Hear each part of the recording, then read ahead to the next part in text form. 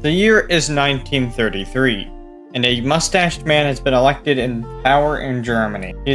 He has plans to restore Germany to its former glory. But we all know how this went down, so let's play out an alternate scenario where the man himself with the mustache, YouTube won't let me say his name, he's gonna actually promise what he did and stop when he gets his old German territories back. So we will see what happens in this alternate scenario. First of all, he's gonna remilitarize over here. That all goes the same. He gets Austria. Not too much different here. But here's where he has to kind of promise. Now, this isn't an exact border, not even close, but it's a rough outline of where the German populations of Czechoslovakia would be. So the Germans have extracted the other Germans from Austria, which is now a core part, and the Sudetenland, which is also now a core part in Germany. They have one last goal, Poland. But Poland will be a teeny bit difficult, because when the Germans declare war, the French won't get involved just yet, but Czechoslovakia will also get involved. That is because in this timeline, the Germans would agree that yes, they would calm down as soon as they got the rest of their German territory back, which is why it's Germany versus Czechoslovakia and Poland. Czechoslovakia is in this war because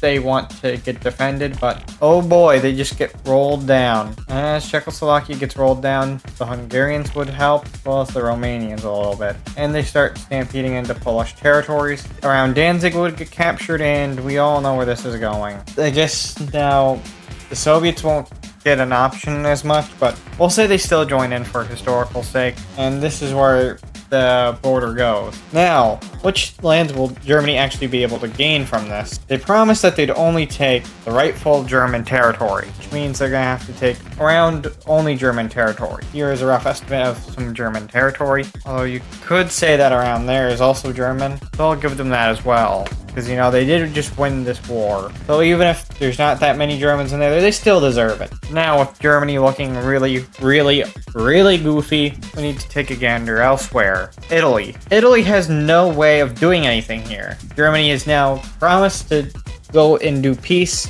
until they are provoked.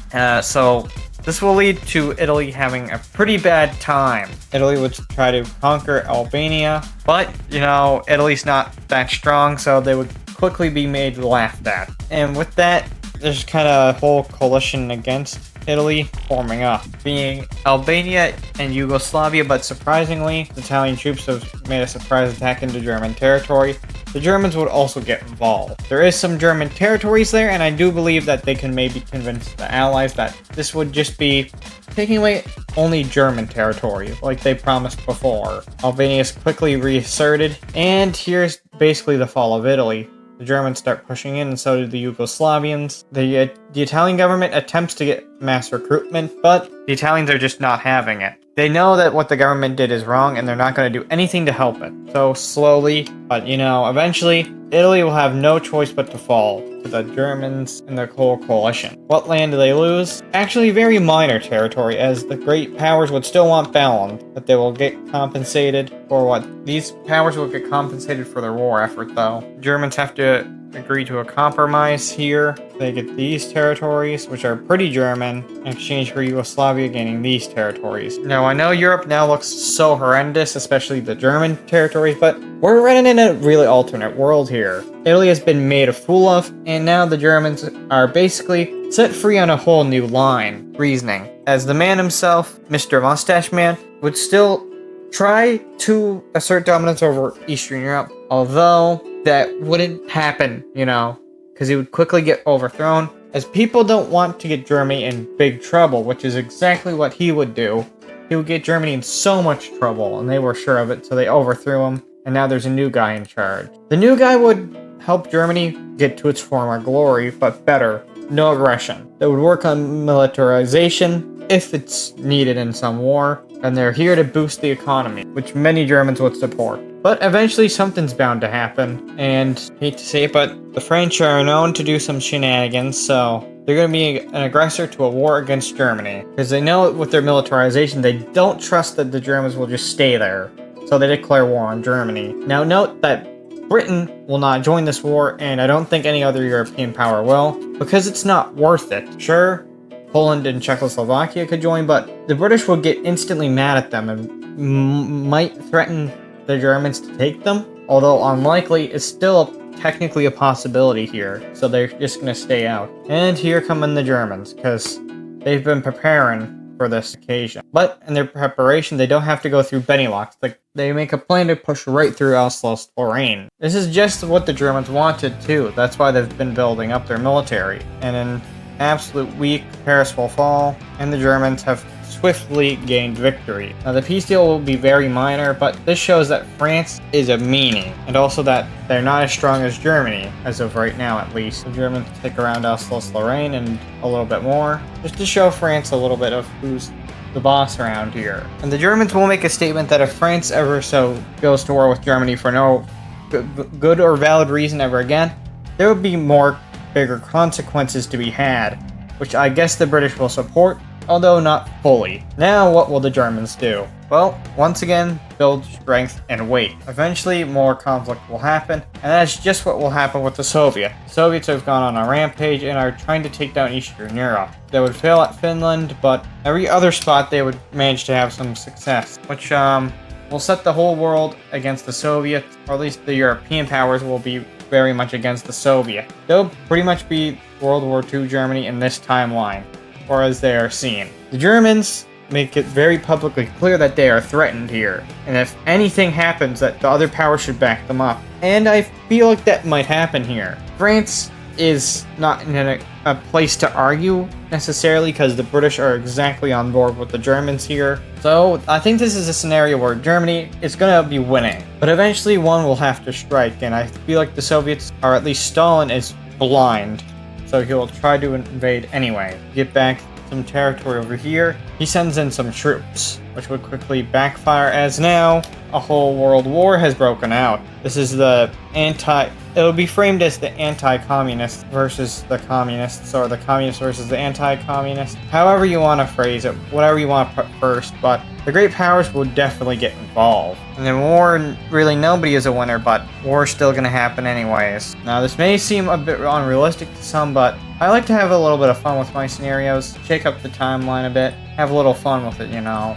Be unique. And now the world is basically at war with the Soviet, or at least the majority of it. But will anybody join the Soviets? I'd say no at this time. But Finland would also join in the war because, you know, of the previous thing. But can the world take on the Soviets? We will just have to find out. The Germans have definitely been planning for this, so they built a major offensive movement here. And the Allies would send in troops which would help the Germans push even further. This is probably the worst move for the Soviets, as now all of this is at war with them. This is never going to be ideal. So here the Soviets are gonna lose their railway, which leads to Karelia falling to the Finnish. And yeah, the Soviets just made a huge miscalculation. The Allies would help the Germans capture the Baltic Sea, and Leningrad, or Petrograd, whatever you want to call that place, is now captured. The Soviets are now in big trouble, and they know it. Their population will probably have somewhat of a fed-up nature here, but to be honest, I feel like Stalin could take that down, at least a little bit. But with taking that down, they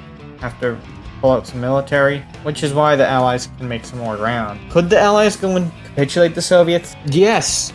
Yes, they very well could. What would be the point, is the question. But with the Soviets managing to steal information, and they're going to use the first nuclear bomb, and that's on Germany. Now, other countries have had nuclear bombs, or at least training for them, but the use on Germany is seen as inhumane, very bad. So now the Allies would help rebuild the city, and now full-scale war is now happening. With all these great powers barreling down the Soviets, they would stand no chance. Even if with their massive army, all these powers are going against them, they would never win. They would go and capture the oil fields. But when would the Soviets have to surrender? They could keep pushing back forever, but I feel like the Allies would manage to get towards here before they'd be like, if the Soviets don't fall now, they'll never fall. But they guessed right, and the Soviets will fall. This is basically what if Germany won and the Soviets lost. But I like this concept of an episode, or maybe you could, if you'd like this to be done with other countries, I could very well make this a series where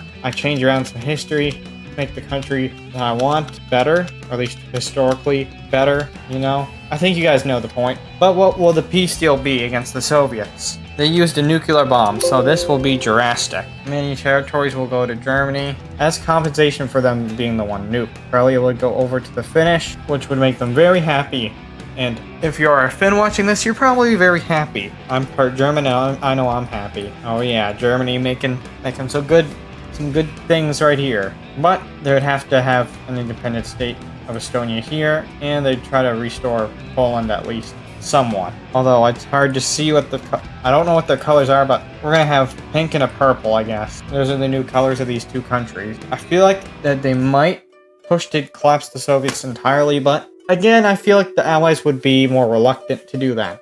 But this is the map we have after World War II. Or just maybe not even a full world war.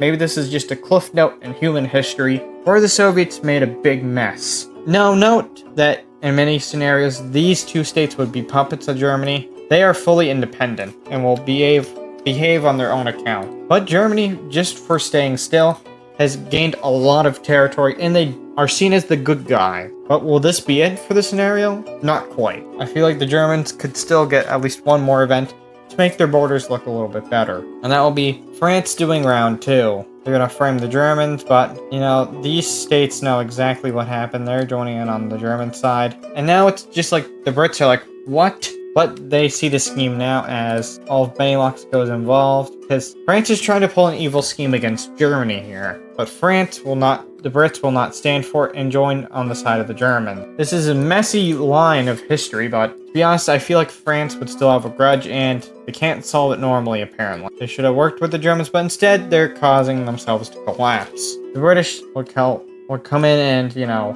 help themselves. Some coast over here. Oh yeah, the wrong color. Anyways, the Germans would have planned for this exact scenario as well, so they would quickly barrel down Benelux and back into France. The Germans could very well just take France here, which the Brits don't want to do too much, but they would let the Germans just take them down. But what will the peace deal be? The Germans didn't expect too much from this, but they've been attacked here, so I feel like the Brits would want to stop any further French actions against the Germans, as France is the no good country in this timeline. They'll most likely want France cut off from some oil, and all of Benelux has betrayed reason, and they will be annexed into Germany. Is any of this realistic? I don't think so, but this is a fun scenario nonetheless. And as we can see in this alternate timeline, Germany grows quite massive, bigger than they did in our timeline at least, and got to keep it. We're not counting occupation territories, we're talking about territories they can actually keep into the future, like full peace deal and everything. If you guys like this video, make sure to hit that like button. If you liked it, then make sure to subscribe.